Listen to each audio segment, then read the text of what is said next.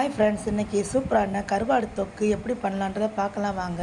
இந்த கருவாடு தொக்கு வந்து சாதத்தோடு சாப்பிட ரொம்ப சூப்பராக இருக்கும். இதுக்கு வந்து பிரசவித்த தாய்மார்கள் சாப்பிடும்போது நல்ல பால் வரும். இது எப்படி பண்ணலான்றது பார்க்கலாம் வாங்க. அது கடாயில் நம்ம எண்ணெய் ஊற்றிக்கலாம். கருவாடை வந்து நல்லா அலசிட்டு நல்லா பொரித்து எடுத்துக்கலாம். அந்த கருவாட்டு எண்ணெயிலே கடுகு போட்டு தாளிச்சிட்டு சின்ன வெங்காயத்தை நல்லா ஒன்றா தட்டி நல்லா வதக்கி எடுத்துக்கலாம். ஒரு 4 தக்காளி பழத்தை நல்லா அரைச்சி அதையும் சேர்த்துக்கலாம். இந்த தக்காளி விழுது தான் இந்த கருவாடு தொக்குக்கு நல்லா வந்து தூக்கி கொடுக்கும்.